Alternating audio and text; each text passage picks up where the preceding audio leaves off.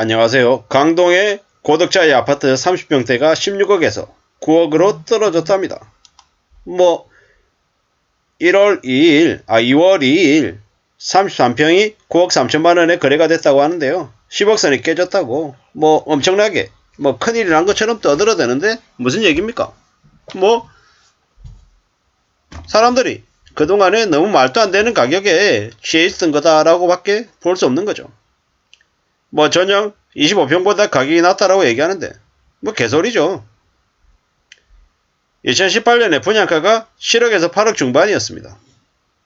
그러면 어떻습니까? 나중에 강동의 고덕자의 아파트 33평 7억에서 8억 중반까지 내려가겠네요. 이게 정여다, 개인 간의 거래다, 아무리 떠들어 대본들 어쩌라고요. 정여든 개인 간의 거래든 거래는 거래다. 그리고 16억에 거래되면은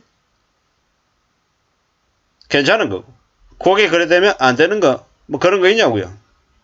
그런 거 없다라는 겁니다. 2018년 분양할 때 강동권 로또 아파트라고 불렸답니다. 개소리죠, 개소리. 로또 아파트가 어디 있어요? 로또 아파트가 요거 당첨되면은 분양 받으면 로또다, 이런 의미였던 것 같은데요. 아무 의미 없다, 쓸데없다, 이런 얘기를 드리고 싶네요. 33평대가 9억이다. 어쩌라고요. 21년 6월달에 가격이 16억이었다. 7억이 떨어졌다. 그리고 작년 11월달에 12억 5천이었는데 그것보다도 3억가량이 떨어졌다. 그러든지 말든지 아무리 급해도 너무 심한 가격이다, 잘못 등록한 거 아니냐, 충격적이다, 이렇다는데 두고 봐야죠. 두고 보면 맞을 것 같습니다.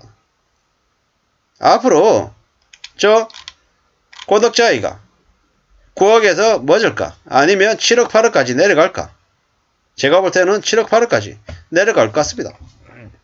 8억도 힘들고 7억대가 되지 않을까, 이런 생각을 해봅니다. 어떤 사람들은 분양가 아래 가격으로도 살 수도 있을 것 같습니다. 왜냐, 그동안에 너무 많이 올랐기 때문이죠. 앞으로 부동산 가격은 계속 이럴 것 같습니다. 더 떨어져야 된다. 애시당초 분양가도 너무 고평가됐다, 이러는 거죠. 강동구 30평대가 9억이라고 거품이 너무 심했다. 16억에 산 사람들은 7억 하락이 견디기 어려울 것 같다. 힘내세요. 힘이 안 나죠. 이 동네 수준을 보면 그 가격도 비싼 거 아니냐. 고덕자의 30평대 9억도 비싸다. 6억 5억까지 내려가야 되는 거 아니냐, 이렇게 얘기하는 사람도 있는 것 같습니다. 이래저래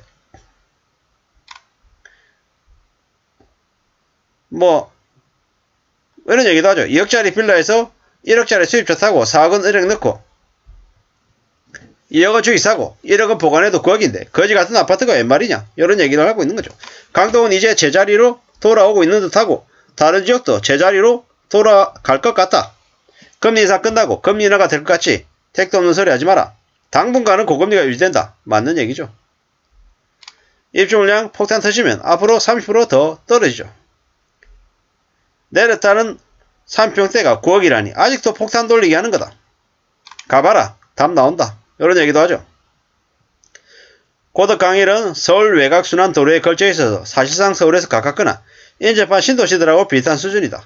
서울 끝자락 치고는 너무 비싸다, 이런 얘기들도 있고요. 사실 보자고요. 너희들이 주장하는 호가가 실제 가격이 아니다. 실제 가치는 저것보다 낮다. 분양가 아래로 못 내려간다고 주장하지. 마피라는 건 안드로메다에서 나오는 게 아니란다. 가족 간 정여 거래를 중개인을 통해서 한 건데 조회수로 먹고 살아야 한다지만 가난한 사람들을 더 가난하게 만드는 기자는 자제합시다. 이딴 개소리가 어딨냐라는 거죠. 위치를 생각하면 아직도 높다라고 얘기합니다. 고덕은 서울 동쪽 맨 끝자락, 상권이나 편의시설은 미사가 훨씬 더 편리하겠던데 왜 고덕이 17억 18억인지 이해가 안 갔던 곳이다. 문재인이 어떤 짓을 했는지 참 많은 사람들이 욕을 하고 있죠. 문재인 정권 때 집값이 2배 이상 폭등했다라고 하죠. 2배가 아니라 3배, 4배, 5배가 올랐었죠.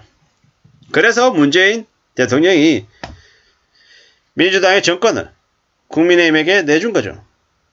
윤석열이 개판치고 개또라이 짓을 했는데도 정권이 뺏겼다라는 건 그만큼 문재인 정부 때에 있었던 부동산 정책 실패에 대한 국민들의 원성이 심했다라고 밖에 해석을 못할 것 같습니다. 앞으로 많이 두고 봐야죠. 2023년에는 하락분 이상으로 집값 전세값이 V자 반등한다. 대대상승이 시작된다. 이런 개소리를 하는데요. 웃긴 소리 하지 말라 그래야죠. 대출금리가 인하가 되고 기준금리도 인하되고 전세값 집값이 저렴해지고 뭐 어쩌고 저쩌고 뭐 이렇게 얘기하는데 웃기는 소리 하지 마라. 하반기부터 경제회복 전망이 기대가 된다. 이렇게 얘기하는데 미친놈들이죠. 사실 봐야 됩니다. 부동산을 읽어주는 남자, 이상우, 얼음공장, 아포유, 빠숑 이런 쓰레기 같은 놈들이 뭡니까? 연끌 오적이라 그러죠. 이런 놈들이 앞으로 어떻게 될까요? 참 그런 아무 말 되지 않지 않은 놈들이 많아질수록 대한민국의 부동산 시장이 더욱더 왜곡이 되고 엉망이 되는 것 같습니다. 앞으로 집값은 꽤나 상상을 초월할 정도로 많이 내려갈 것 같습니다. 왜냐? 다른 거 없습니다.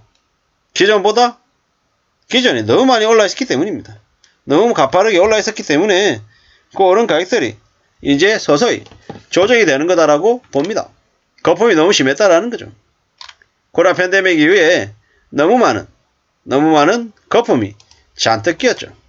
앞으로 그 거품이 정상화되고 사람들이 이제 서서히 부동산 따위에 주식 따위에 관심을 안 가질 때 소리 소문 없이 정상으로 자리매김할 것 같습니다. 앞으로 많은 국민들이 어디에 초점을 두고 살아가겠습니까? 실제 생활, 먹고 사는 문제에 더욱더 집중하게 될 것 같습니다. 왜 그렇습니까? 경제가 어려워지고 있고 사람들의 주머니 사정이 더 팍팍해지기 때문입니다. 그게 다름 아닌 이유다라고 보면 맞겠습니다. 우리가 살아가는 삶이 안 쉽다, 더 힘들다, 더 어렵다라는 걸 명심해야 될 것 같습니다. 정신 바짝 차리고 살아야 되고 내 손에 쥔 1,000원, 내 손에 쥔 만원이 얼마나 소중한지를 잘 명심하면서 지내야 되겠습니다. 그러지 않으면 언제든지 우리의 삶이 쓰나미에 쓸려갈 수 있다는 걸 항상 다짐하고 또 다짐해야 되겠습니다. 살얼음 걷듯 조심하면서 지내야 된다는 말씀을 드리면서 마칠까 합니다. 감사합니다.